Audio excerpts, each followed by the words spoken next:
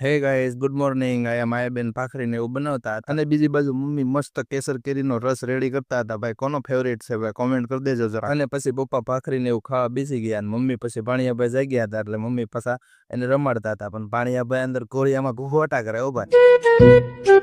આજે તો રવિવાર એટલે નવરાયો એટલે આવું બધું કાઢીને રમવા અને પછી નવા ચપ્પલ કાઢવાના હતા એટલે પછી હાથે જ કાઢી લીધા અહીંથી અને પછી રવિવાર હોય એટલે દાળ ભાત તો ફિક્સ હોય હો ભાઈ બપોરે.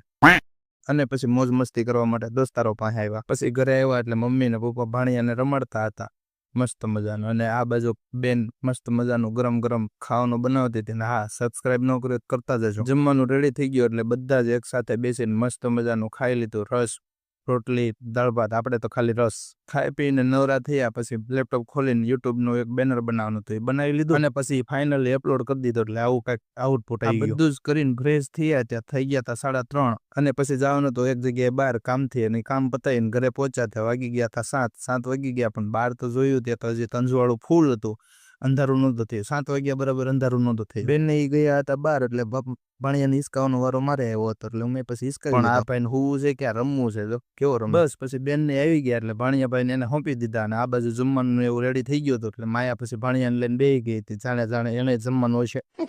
આ રવિવારની રજામાં વાતો કરવાનો ટાઈમ ક્યાં આવ્યો છે ને કઈ ખબર જ ન પડે. 11:15 થઈ ગયા બોલો. બસ આજનો વિડીયો આટલો જ હતો. આવજો બધા.